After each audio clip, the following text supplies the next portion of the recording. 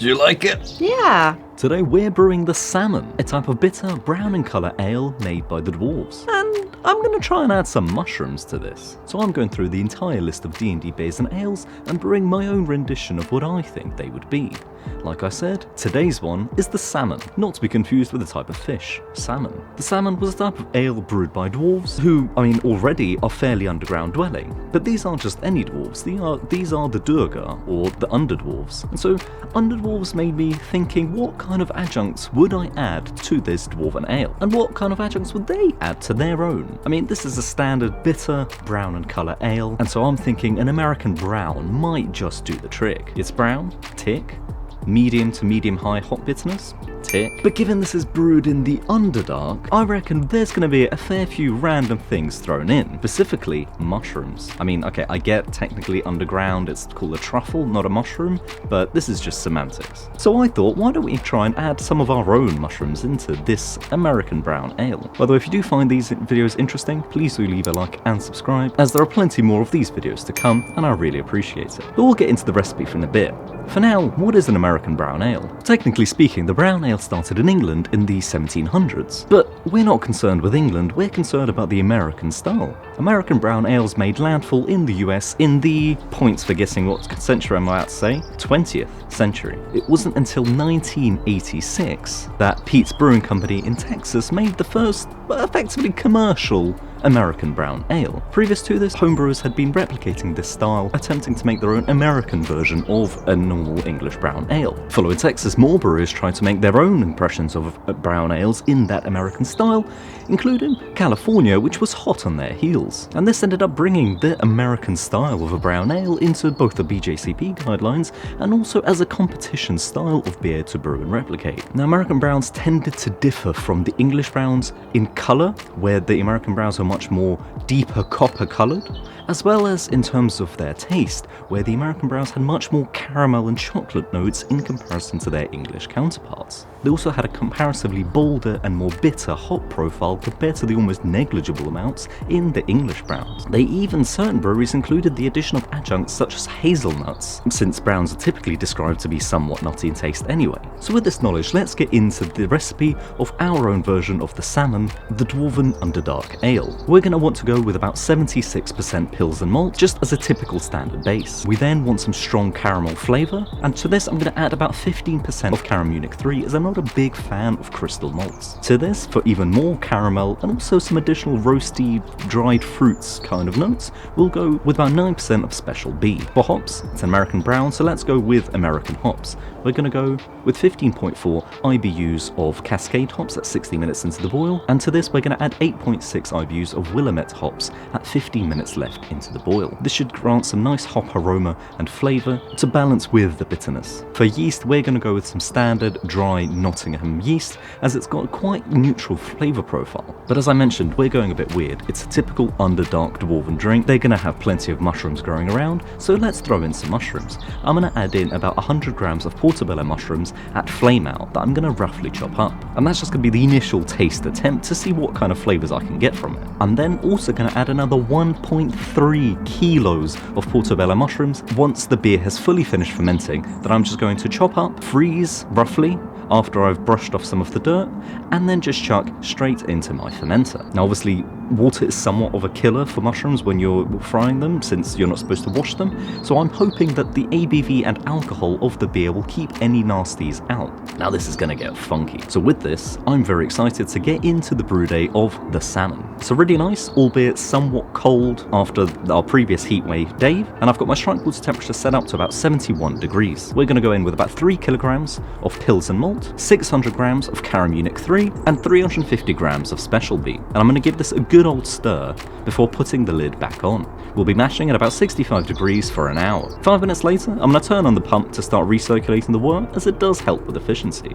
It also looks quite cool seeing the colour change in the sight glass. Once the mash is done, I'm going to raise the grain basket to sparge and set it on really useful legs that the Dark Farm tank comes with. I'm going to start heating to a boil immediately just to speed up the process. I'm going to be sparging with about 3 to 4 litres of sparge water that I just comes as groundwater temperature from my hose. I generally also try and make sure to squeeze the sides of the grain basket get as much as I can to get rid of any additional work from the grains. Once sparged, it's just time to wait for the boil. Once we're boiling, we get quite a good boil going with the Dark Farm brew tank, and we're going to go in with the first hop measurement of 20 grams of Cascade hops at 60 minutes left of the boil. At 50 minutes left into the boil, we're going to go in with 20 grams of Willamette hops, as well as a teaspoon of yeast nutrient.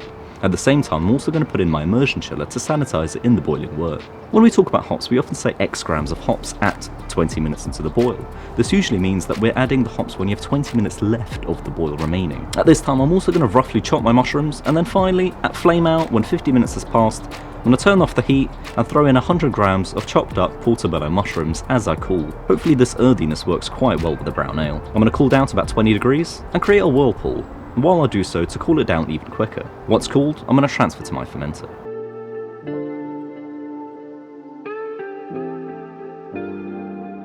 Then, it's just time to pitch my Nottingham dry yeast, put it in a warmish place for about 7 days to ferment before adding in the mushrooms. In preparation for this, I'm going to get rid of any visible dirt off of the 1.3 kilograms of mushrooms that I have with a paper towel, and then roughly chop them, and then freeze, ready for when fermentation is finished. Once the fermentation is done, I'm going to take out my mushrooms, let them thaw a little, and dump straight into the fermenter and leave like this for about 7 days to absorb the flavour. Once 7 days are up, it's time to take the fermenter outside to cool crash overnight and transfer to my keg.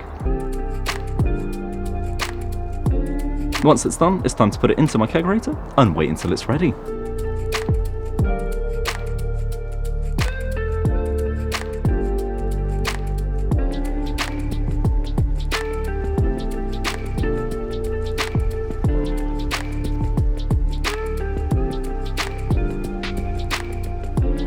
And we've got the salmon, not to be confused with the type of fish salmon, the American brown ale with mushrooms. I don't know about you, Alex, but I am really excited to get into this I am one. excited. I can't wait to try it, so I'm very excited. Scared, but excited.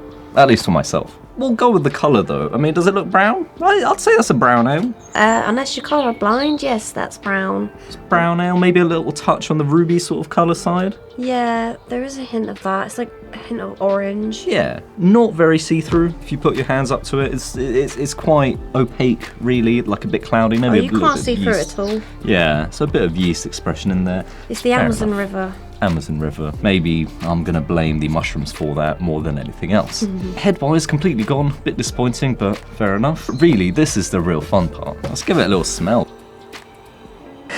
It smells quite nice. Yeah? Yeah.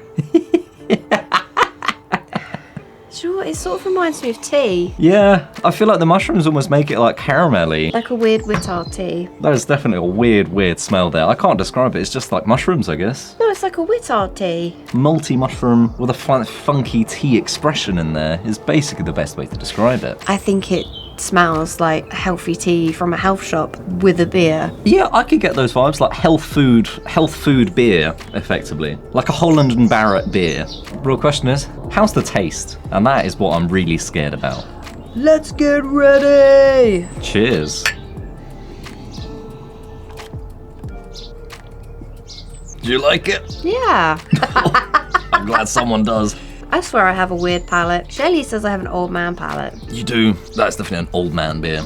I really like it. Well, to me it just smells, it tastes funky, like, I feel like the mushrooms make it sweet, almost. Yeah. Like there's a real sweetness from the mushrooms, a real earthiness, really.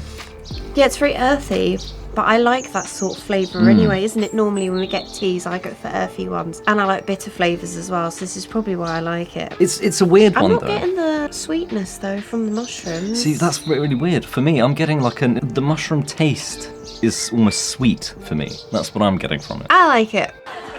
I like it. There is the beer element in there. Like, it does taste malty. That's really, really good. That might be one of my, up there, one of the faves. Yeah. Well, and here I was worried that this isn't going to get drunk. I guess it'll get drunk after Yeah, all. it will. Leave it for me.